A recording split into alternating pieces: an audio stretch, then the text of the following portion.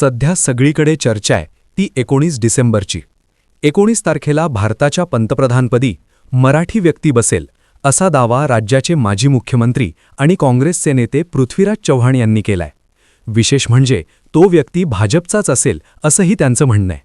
त्यामुळे राजकीय वर्तुळात 19 डिसेंबरला नेमकं काय होणार याची चर्चा आहे.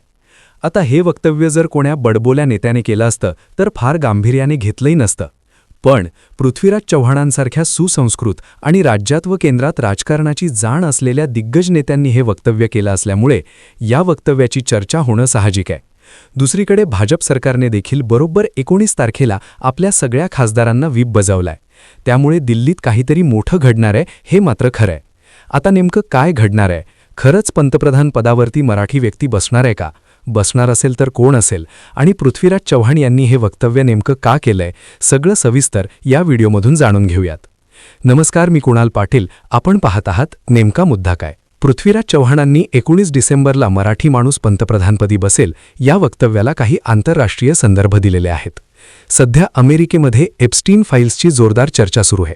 चव्हाण यांच्या म्हणण्यानुसार अमेरिकेतील एक व्यक्ती जो इस्रायलचा गुप्तहेर होता त्याने अनेक दिग्गज व्यक्तींच्या बंगल्यांमध्ये कॅमेरे लावून स्टिंग ऑपरेशन केलेलं आहे आणि आता लवकरच तो अनेकांचा पर्दाफाश करणार आहे. त्यामुळे अमेरिकेत एक मोठा धुमाकूळ होणार असल्याचं पृथ्वीराज चव्हाण यांचं म्हणणं आहे. अमेरिका सरकार एक कायदा करून येत्या 19 डिसेंबरला त्या दिग्गजांची नावं जाहीर करणार आहे असाही दावा चव्हाणांचा आहे. यात कोण कोणाची नावं आहेत याची मला फारशी कल्पना नाहीये असं सुद्धा त्यांचं म्हणणं आहे. पण भारतातल्या 3 आजी-माजी खासदारांची यामध्ये नावं आहेत आणि त्यामुळे भारतातल्या सर्वोच्च पदावरचा नेता पायउतार होऊ शकतो व त्या जागी मराठी व्यक्तीला पंतप्रधान पदावरती बसवलं जाऊ शकतं असं वक्तव्य पृथ्वीराज चव्हाण यांनी केलेलं आहे. हे स्टिंग ऑपरेशन करणारा व्यक्ती इस्रायल गुप्तहेर संस्था मोसादचा माणूस आहे. कोर्टाने या प्रकरणातल्या मुलींची ओळख दाखवू नका आणि या प्रकरणातल्या व्यक्तींची नावं जाहीर करा असं म्हटलं असून त्यानुसार 19 तारखेला हे सगळं होणार आहे. त्यामुळे अमेरिकेमध्ये एप्स्टीन फाईल्स कायद्याअंतर्गत या सगळ्यांची नावं जाहीर केली जाणार आहेत. आत्तापर्यंत समोर आलेल्या एप्स्टीन फाईल्समध्ये Donald Trump, Bill Clinton, Prince Andrew, Michael Jackson अशा मोठमोठ्या दिग्गजांचा समावेश आहे. अमेरिकन उद्योगपती इलॉन मस्क आणि डोनाल्ड ट्रम्प यांची मैत्री तुटलेली असून मस्क या फाईल सार्वजनिक करण्याची मागणी करत असल्यामुळे ट्रम्प चिंतेत आहेत. ट्रम्प यांच्या विरोधात आत्तापर्यंत कोणतेही गुन्हेगारी आरोप सिद्ध झालेले नाहीत. मात्र या फाईल समोर आल्यानंतर त्यांच्या प्रतिमेवर नकारात्मक परिणाम होऊ शकतो असं बोललं जातंय. काही अहवालानुसार एप्स्टीन आणि डोनाल्ड ट्रम्प हे चांगले मित्र होते व फ्लोरिडा आणि न्यूयॉर्कमधील पार्ट्यांमध्ये ते अनेकदा एकमेकांना भेटलेले आहेत. एका मुलाखतीमध्ये ट्रम्प यांनी एप्स्टीनला शानदार व्यक्ती असं म्हटलं होतं. मात्र 2004 मध्ये फ्लोरिडामधील एका प्रॉपर्टीच्या खरेदीवरून दोघांमध्ये वादही झाले होते. पृथ्वीराज चव्हाण यांच्या दाव्यानुसार या सगळ्या प्रकरणात भारतातल्या आजी-माजी 3 खासदारांचा समावेश असून त्यांच्या काही खासगी क्षणांचे व्हिडिओज एप्स्टीन फाईल्समध्ये आहेत.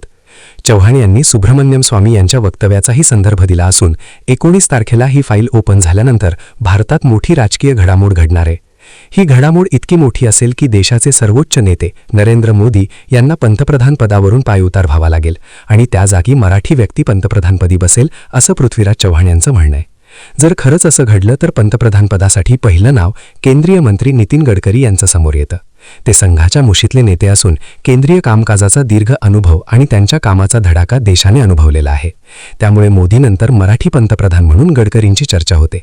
दुसरं नाव महाराष्ट्राचे मुख्यमंत्री देवेंद्र फडणवीस यांचं असून तेही नागपूरचे आहेत. संघाशी घनिष्ठ संबंध, मोदी-शहांचा विश्वास, प्रशासनावर मजबूत पकड आणि हिंदी भाषेवर प्रभुत्व ही त्यांची जमेची बाजू आहे. तरुण नेतृत्वाला संधी देणाऱ्या भाजपमुळे फडणवीसांचं नावही चर्चेत आहे. तिसरं नाव केंद्रीय पातळीवर जबाबदाऱ्या यशस्वीपणे पेलणारे विनोद तावडे यांचं असून बिहार निवडणुकीत त्यांनी भाजपला विजय मिळवून दिला आणि वेळोवेळी स्वतःला सिद्ध केलंय. त्यामुळे भाजपच्या धक्कातंत्राच्या राजकारणात तावडेंचं नावही दुर्लक्षित करता येणार नाही. सध्या ही 3 मराठी नावं चर्चेत असली तरी खरंच एवढी मोठी घडामोड घडणार आहे का किंवा थेट मोदींनाच आपली सीट सोडावी लागेल का यावर अनेकांचा विश्वास बसत नाही. मात्र ज्या आत्मविश्वासानं पृथ्वीराज चव्हाण बोलतायत ते नाकारून चालणार नाही.